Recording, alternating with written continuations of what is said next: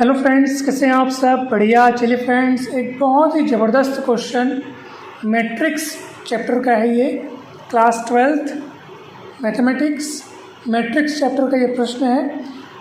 यदि ये अवयव और ये अवयव यानी ये दोनों मैट्रिक्स यदि बराबर हैं तब हमें A B C X Y और जेड का मान ज्ञात करना है दोस्तों। तो सबसे पहले तो हमको ये जानना होगा कि दो मैट्रिक्स बराबर कब कहे जाते हैं।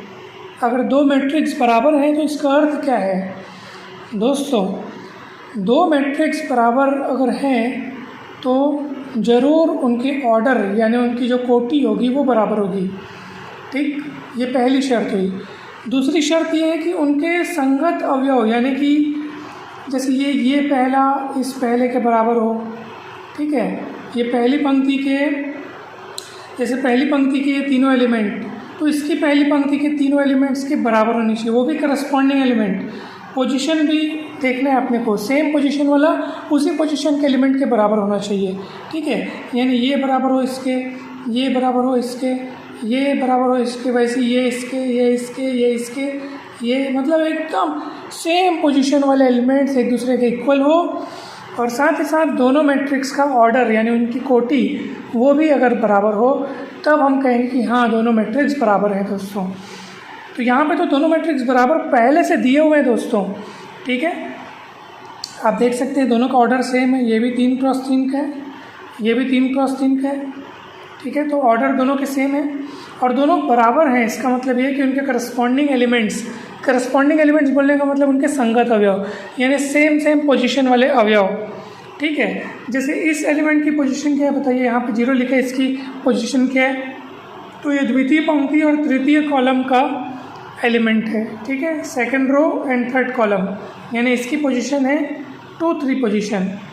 ठीक है, जैसे मैं एलिमेंट्स का नाम लिख रहा हूँ A 2 3, तो ये A 2 3 इक्वल हमको यहाँ पे 0 दिख रहा है, जबकि यहाँ पे क्या दिख रहा है 2C+2। तो अगर दोनों मैट्रिक्स इक्वल हैं जैसा कि प्रश्न में दिया है तो अवश्य ये 2C+2 इस 0 के बराबर होना चाहिए।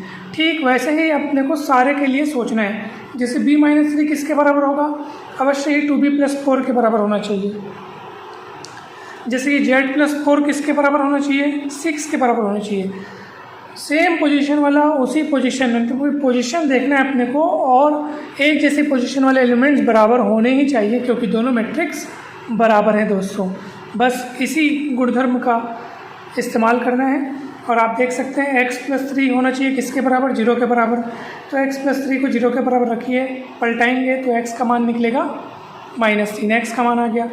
ठीक वैसे ही z+4 बराबर होना चाहिए 6 के, तो z+4 को 6 के बराबर रखेंगे, पलटाएंगे तो z का मान 2 आएगा। ठीक वैसे ही 2y-7 बराबर होना चाहिए 3y-2 के, तो क्या होगा?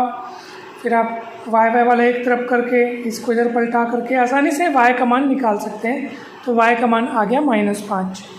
इसी तरह से आप देखो -6 के इक्वल है, इसमें कोई दिक्कत नहीं है। ना ही हम इनको बराबर, अगर -6 के बराबर तो ऐसे भी दिख रहा है, इनको हम उसको लिखेंगे तो हमको कोई नया चीज़ मिलेगा नहीं, इसमें अननोन क्वांटिटी है नहीं, तो इसको अपने को आगे लिखने से कोई फ़ायदा नहीं है। अपन इसको लिखेंगे जहाँ पे अपने को अननोन क्वांटिटी की वैल्यू मिल सके।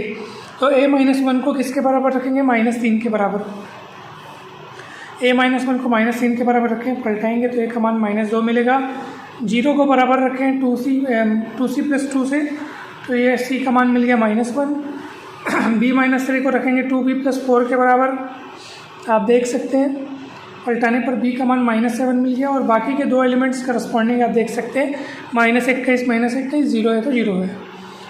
ठीक है दोस्तों, तो ये आपको अब इजीली समझ में आ गया होगा कि किस तरीके से अपने को ये सॉल्व करना है। अगर दोनों मैट्रिक्स बराबर दिए हैं तो अवश्य ही उनके करस्पॉन्डिंग एलिमेंट्स, करस्पॉन्डिंग मतलब सेम पोजीशन वाले एलिमेंट्स, अगर आप इधर ये देख रहे हो तो इधर ये देखो, ये दोनों को बराबर रख लो। अगर आप इसको देख रहे हो तो इसको देखो, ये दोनों को बराबर रख लो। तो इसको बोलते हैं करस्पॉन्डिंग मतलब संगत, यानी एक जैसी पोजीशन वाले एलिमेंट्स बराबर होते हैं। तो दोस्तों अवयवों की समानता आपने ज़रूर पढ़ा होगा। दो अवयव समान कब कहलाते हैं? यदि उनके ऑर्डर बराबर हो यानी वो एक जैसे ऑर्डर वाले हों, यदि उनकी कोटि समान हो तथा उनके संगत अवयव भी क्या हो? बराबर हों। उसी का अपन इस्तेमाल किए हैं। संगत अवयव को हमने बराबर रखा है और जितने भी अननोन क्वांटिटीज़ जिनका वैल्यू अपने को पता करने बोला था उन सभी का वैल्यू पता चल गया दोस्तों। हमें उम्मीद है कि ये सवाल आपको बहुत आसानी से समझ में आया होगा। वीडियो अच्छा लगा हो तो लाइक करके चैनल को सब्सक्राइब जरूर करें, वीडियो को शेयर जरूर करें। आप सभी को बहुत बहुत धन्यवाद। जल्द ही मिलते हैं नेक्स्ट वीडियो में।